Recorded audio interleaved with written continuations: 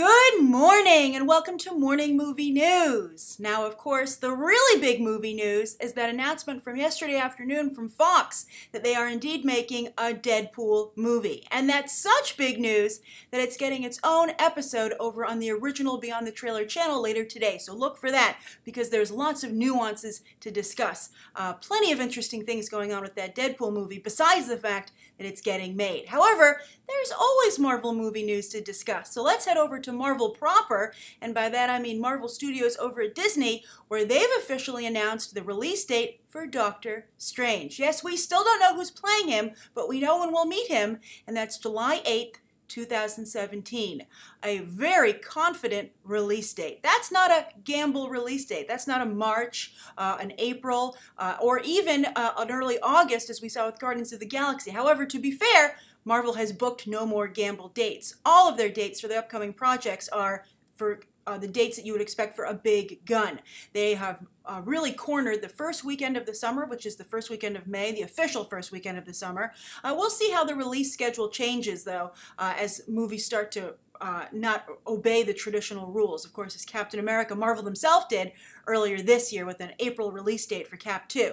But Marvel is going traditional for the foreseeable future with the first weekend of May, a July weekend, and then also you'll see some November dates after Star Wars uses them in 2015 and 2016. Marvel has scooped them up, same company, but Disney's decided to allot them back to Marvel, those November release dates for 2017 and 2018. Very interesting situation, and we're beginning to see this calendar of movies fill in. Feige's been really mum about it. We expected lots of announcements about this at Comic-Con, of course, and we didn't get them. However, the current theory is that there are some surprises in the Avengers 2 Age of Ultron, so we might very well be getting a whole slew of announcements for new movies after those surprises are revealed at the end of that movie. I don't want to give that away, but if you'd like to see my theories on that, you can check out my video on a potential civil war coming out of the Avengers 2. I'll put a link to that again at the end of this video. So I think Doctor Strange, very interesting to see it on this date. It's coming right after Captain America 3, whatever that will be called, and it's supposed to be shooting very soon, so expect an announcement soon in terms of the casting. The rumor is that Marvel is currently in negotiations, or final negotiations, with Shepperton Studios, Pinewood Shepperton out in the UK, where they shoot plenty of their films, for a late 2014, early 2015 start date.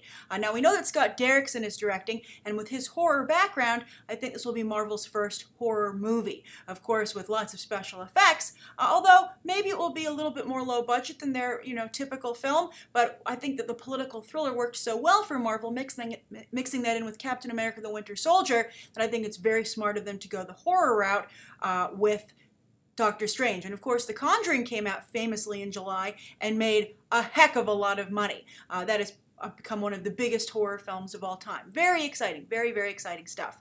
So I don't know if Scott Derrickson can deliver a Conjuring type level horror film. He has yet to do that. Sinister was pretty well received, although his most recent film, Deliver Us from Evil, that's the one with Eric Bana, not so successful. So we'll see what happens. Interestingly, his Marvel deal came into place before that film was released. So I wonder if Marvel's like, I hope this wasn't a mistake, although it seems Marvel is incapable of making a mistake. Now, of course, Joaquin Phoenix is still heavily rumored for the role. Now, after he didn't show up at Comic-Con, maybe he'll show up at New York Comic-Con, although they're really focusing on television properties at that convention. But after he didn't show up at San Diego Comic-Con, after that rumor became very, very big. It had a lot of momentum on the eve of the Marvel panel, as you might recall. I made a video about Joaquin Phoenix potentially being Doctor Strange. It seemed all set to go, and it didn't happen. And I said at the time that if I was Kevin Feige, I would never let Joaquin Phoenix be Doctor Strange because he ruined my big announcement. However, since then, I think two things have happened. One, Guardians of the Galaxy has been such a big hit, I think that's wiped away any bad taste left in anyone's mouth about Comic-Con 2014. And I know some of you say, oh, Grace, I loved Comic-Con 2014. I loved what Marvel did. They came across great. But as I've said in the past, I think they might have nailed it in the room as a live event, but I think they didn't succeed in getting people excited who weren't at the convention, which, don't kid yourselves, is a very big part of the game when it comes to San Diego Comic-Con. So that's the first thing. The second thing is these potential rumors that have emerged for what Feige has planned. And then it would make makes sense that maybe Joaquin Phoenix's deal is even already in place and he just didn't want to make an official announcement about it. I still believe that Joaquin Phoenix is a wild card, and I don't know if he can play the game the way Marvel would need him to. You don't just act in these films, you become a part of the team, you have to go to these promotional events, you have to appear in other characters' films, and I don't know if Joaquin Phoenix can do that. Although considering what Marvel movies are doing for people's careers, we discussed that just the other day with Tom Hiddleston and even Chris Evans. Maybe Joaquin Phoenix is like, I'm tired of not having my movie seen by enough people. I want to maybe supercharge it, and this will bolster the work that I really care about. I hope that's not the case, but that could certainly be a scenario for him. Now, also Benedict Cumberbatch is apparently a name that just won't go away with Doctor Strange. However, I feel that's a big mistake because Cumberbatch, it would be so similar to his character that he plays on BBC's Sherlock, and I think it would end up just diluting both characters. He's already a famous detective of the mysterious. He doesn't need to go and become the Sorcerer Supreme. And I don't know how much range Cumberbatch has. I think he's a very good actor, but I'm talking about in terms of creating personas and characters. And also, don't expect any deal for Cumberbatch to come through until we see how The Imitation Game plays out. That's his big shot at an Oscar. Very strong buzz for him in that role for playing Alan Turing, a both monumentally important and tragic figure, not just in UK history, but in the world. So, Doctor Strange coming together, expect a casting announcement very soon. And I'm curious as to if you're excited about this film, you think it can handle a July release date, and if you're excited for the birth of potentially Marvel horror. All right, so the second, talk about horror, I think some male viewers might feel this way about the Magic Mike franchise. That's, of course, yes, a franchise is developing out of Channing Tatum's stripper movie. The first one was so successful, and Magic Mike, it won't be called Magic Mike 2, it's called Magic Mike XXL, extra, extra large. Very, very cheeky title, and this is, of course, as I discussed in Movies to Look Forward to in 2015, I did that series of videos, I hope you'll go check them out. This is going to be Magic Mike and his team of strippers going on the road to a stripper convention. Now, the reason this is in the news is because it's starting to come together in terms of casting. They're going to begin shooting very soon. It's going to be a very easy, quick shoot because, Soderbergh seemingly will be not directing but shooting, and they work fast and cheap and loose, which is an aesthetic that works quite well for not just Soderbergh but the first Magic Mike. And I really continue to have a lot of admiration for Channing Tatum, the way he handled this whole thing. He embraced his stripper past and he turned it into one of his biggest assets. Pun intended, if you'd like it to be. Now, the casting. Matthew McConaughey, a lot of people were like, is he really going to return to Magic Mike after winning an Oscar? Does he really need this, etc., etc.? But, I think Tatum and company were really, not discussing it, and I think they were maybe holding out hope that he would sign up for the second round, but he's not. Matthew McConaughey is out. He will not return. And I think that makes sense. I don't know. I don't even know if the franchise really needs him. I think McConaughey's moved on to other things. He's currently making Sea of Trees right now with Gus Van Sant and Ken Watanabe. Although, on a side note, I'd be curious to see if the reconnaissance continues, because I saw him in a car commercial last night, and he basically was just doing his True Detective shtick, staring out into space and making these deep philosophical comments. And it made me think that McConaughey really only has two modes. He's got like the usual all right, shirtless mode, and then potentially this new I stare into space and get really serious and speak slowly. It worked quite well in True Detective, but if he just keeps returning to that again and again, it's going to start seeming like a gimmick. So I'm curious, Interstellar will be a good way to test how this turns out, although of course he's got the Nolan parachute there to protect him. But I'm just curious to what you guys think. Do you think the reconnaissance will go on forever? Or do you think maybe he does need this second Magic Mike and this isn't something that McConaughey is going to be able to maintain? But anyway, the rest of the cast is also starting to come together for Magic Mike XXL. Matt Bomer and Joe Manganiello are definitely returning, which I think nobody would be surprised about. Joe Manganiello made a documentary about male strippers. He's really, bitten down into this franchise because I think it's one of the only things he has. Actually, I think it's literally the only thing he has after True Blood ended, so he's not going anywhere. And Matt Bomer also, White Collar, I believe, is coming to an end. He doesn't have a lot on his plate either. But they need some more star power. Although I know a lot of people felt bad that Matt Bomer didn't do more of a strip show in the first movie, so maybe he'll make up for that in the second. But the names of the actors that are being considered for the second film are very interesting. The first is actually Chris Pratt. Channing Tatum is, going around doing the rounds for Foxcatcher, and everyone, of course, is asking him about Magic Mike. And he's saying that Chris Pratt was actually supposed to be in the first film, but there was a scheduling conflict. Now, I don't know if Chris Pratt would return. He's a pretty funny guy, easygoing guy. Maybe I could see him doing a cameo, but he works for Marvel now. Although his movie was pretty risque. He had, of course, that Jackson Pollock joke, and I don't know if it would be such a horrible thing for him to appear in Magic Mike, considering the way the Star-Lord character is defined, the way that, the persona they've built up for that character. So maybe you'll see a cameo, but I think it's very interesting that Chris Pratt, I guess he already takes a lot of abs selfies and posts them online, so he clearly has no problem with showing off a little bit of skin. So that's the first person that you might see in Magic Mike 2. I'm curious if, by the way, any Marvel Guy fans, is that a deal breaker for you? And any Marvel fans at all, is that a deal breaker for you? And for any of you, are you like, hell yes, I hope that happens, either in Guardians of the Galaxy 2 or Magic Mike XXL. Then the other person being considered is Zac Efron. I think that's a very realistic choice. He went from a really big hit with Neighbors. I was surprised to see him go and make this indie film where it's going to star the girl from the video for Blurred Lines, who has a small part in Gone Girl opposite Ben Affleck and Rosamund Pike. Very small part there, not really an actress and not really a model, really a music video girl. Although Liv Tyler, Alicia Silverstone, they were famous back in the day for coming out of the music video scene, so it does happen.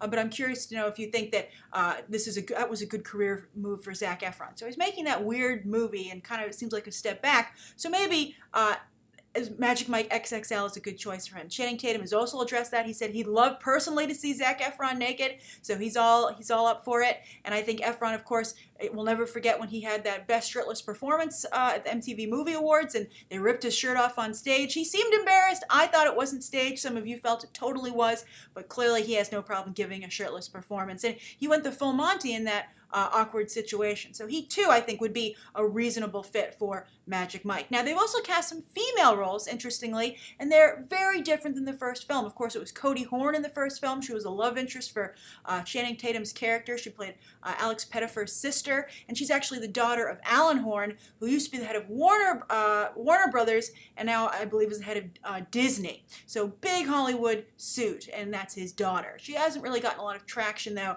so I guess her father was only able to get her career so far. But the actresses they're signing on for the second film are Andie MacDowell and Jada Pinkett Smith. The Andie MacDowell deal is in place. Jada Pinkett Smith, as of filming this episode, is still circling the project. But, those are older actresses. You have Andie MacDowell, let's see, I wrote it down here, is 56, and Jada Pinkett Smith is 43. So to me, that says there might be a focus this time in the movie on the customers, so to speak, those who go to the stripper convention to see these guys strip. And I think that would be a very interesting direction for the franchise to go in, and I think it would keep it fresh. I think it's a great idea. I love it. So I'm very curious as to what you think.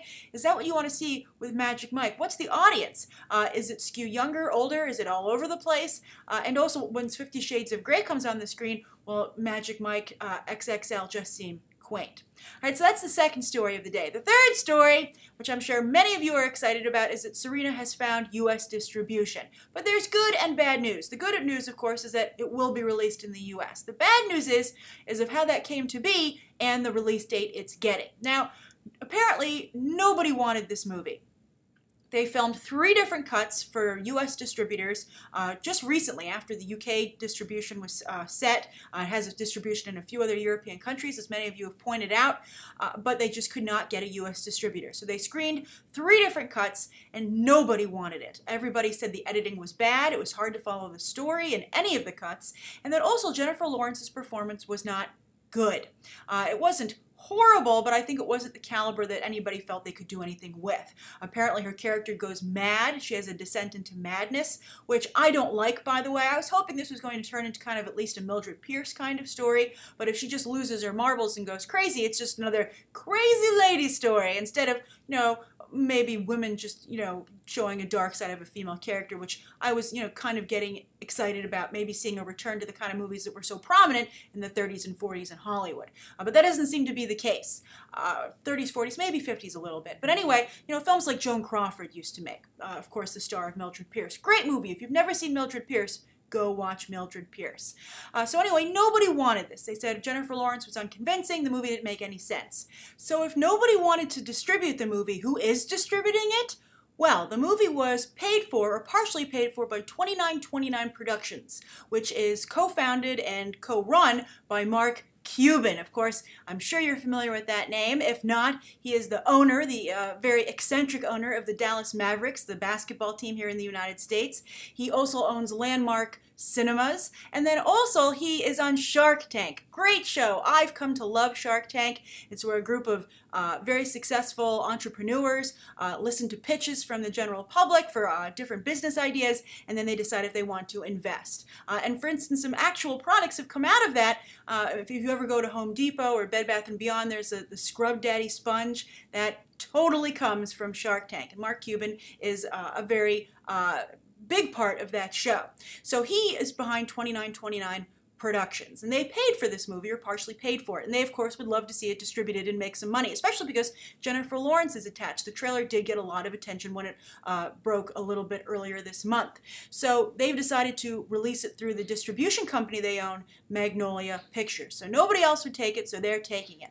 But when are they releasing it? They're actually going to release it in early 2015, which is as far away from Oscar contention as you can get. I know a lot of people say that's when movies go to die. However, I'm sure some people will argue that with the changes in the release schedule and it being so overcrowded, you really can open a movie at any time. Now, I have no doubt that Magnolia Pictures will make some money off of this because there's such intense interest in not only Jennifer Lawrence and the movies that she makes, but I think particularly this one because it's a different kind of role for her, and also there's so much mystery surrounding it. Is it really that bad? Why does nobody want us to see it? Why did Jennifer Lawrence drag her feet to even do the dialogue replacement? What's going on with this movie? Why has it been in the can, I believe, for about 2 years or so? What's going on? So I think that Magnolia, it would be crazy not to release it and make some money off of it. But unfortunately, no one's going to push it for any awards. No one's going to really push it at all. And don't expect too big of a marketing campaign. I think they're doing a fine job of the internet getting the word out about the film. So don't expect a lot of TV spots, etc., because I think that they're not going to want to sink any more money into this, because I think at this point the name of the game is profitability. And you want to keep those margins, that investment low to increase your margins of success and cash flow. So that's the third story of the day. Now on to the viewer question, which I think is a fun hypothetical. This comes from JCSC. And Jay says, question, good morning, Grace. You show considerable knowledge about Disney. Thank you, and its inner workings. And I would like to know what you would think of this hypothetical situation if it ever were to occur. So this is what Jay proposes. Disney suddenly hits major financial trouble. I don't think that's going to happen, but again, this is a hypothetical. And to generate revenue and manage costs, they have to sell a studio, shut down a studio, and keep one. So their choices are they have to do something with Lucasfilm, Marvel, and Pixar. What do they do? If the situation were to happen tomorrow, who do you think they would pick? And if you were the CEO of Disney and then a final decision was yours, what would you do? Thanks, Grace, and keep up the good work. I think this is a fun hypothetical because I think it's a way to kind of, have to decide what are the strongest properties owned by Disney. They certainly own a lot these days, and we've even been discussing them having to juggle all these big brands. You don't see a lot of Star Wars advertising, and my theory is that's because they really want to keep the focus on Avengers 2, which comes out first. So what would they have to do? Well, I don't think they would ever shut one down, so I'm going to take that off the table because you wouldn't shut down a studio. If they need money, they're going to sell. Let's say they have to sell 2 of the 3. They can only keep 1. And I think I could see that happening. So what would they keep? I think definitely, without a doubt, they would keep Marvel because Marvel just generates so much revenue, and not only in the box office, but across the board in merchandising. Of course, in the Avengers, the first Avengers film is one of the most successful films of all time, and they're also starting to incorporate those characters into their theme parks. They're very popular on the Disney Infinity game. I'm not sure. It's not a console because you need a console to play it, but it's this weird, cool setup where you have to plug in figures, I believe. So Marvel, no-brainer. That is, I think, the most valuable property that Disney owns. Outside of, I think their own Disney animation shingle is also becoming very lucrative, of course, with Frozen. So no way, out of outside properties, are they getting rid of Marvel. Now, do they keep Pixar or Lucas? I mean, if they could keep a second, what do you guys think it would be? Would it be Pixar or Lucasfilm? I would have to say they would keep Lucasfilm because I think there's some money there. Or Pixar. I'm not sure. I guess actually, you know what? I'm going to throw it behind Pixar. Not because I have a lot of faith in Pixar's future. I don't actually have a lot of faith in Pixar's future. We'll see if Inside Out and The Good Dinosaur can change my mind on that. But they have so many properties that are so successful from Pixar's original group of films. Maybe I would sell off the Pixar assets to other animation studios and the contracts to the talent and just keep the properties and just let Disney Animation handle it. That's what I'd do. I'd be very tricky like that, and I would say, okay, I'm going to get rid of the Pixar brand name. Maybe I'll sell that to somebody if they want it. I'll sell off the editing facilities and some personnel, and then I'll fold what's left into Disney Animation and just put everything back under the same umbrella. Because Disney Animation, I think at this point, has the better pedigree and more attention. And John Lasseter is the head of both, so I'd say, hey, you know what, Lasseter, I'm tired of you splitting your focus. I want you just to focus on Disney Animation, and we're going to bring in Toy Story and Finding Nemo and Monsters, Inc. and The Incredibles all into that into that section here at Disney. So that's how I would get around that. And then as for the Lucasfilm properties, I'm not sure. I guess maybe they could do away with that. I don't think any of us have really seen Disney capitalize on that purchase just quite yet. I know Episode 7 hasn't hit theaters. They did just release a Millennium Falcon photo the other day, but I feel that, I don't see a lot of heat. I still feel there's not a lot of heat for Star Wars. We'll see if it materializes, but I don't think it's the property that once was. But again, we'll see what happens. I mean, they're really going to invest heavily in Star Wars, and maybe they can turn the brand around with all the big movies and the solo movies, but that's how I guess if I had to rank them, I'd go Marvel, by the way, no question the most important. Then I'd say Lucasfilm, and then I'd say Pixar is at the bottom, and that's not only because of the poor performance at the box office lately, but also because I feel they could be so easily spun off while maintaining the real value, which is the characters from the previous films. So what do you think? If you were the head of Disney, what would you do in this hypothetical situation? And what do you think, how would you rank their brands that they've purchased from outside sources? All right, thank you so much for your question, Jai. I think that was a fun hypothetical for this Friday episode. Thank you so much, everybody, for tuning in. Please write down what you think of today's top 3 episodes, the viewer question, and don't forget to check out that Deadpool episode later today over on the original Beyond the Trailer channel. Thanks for watching. Bye.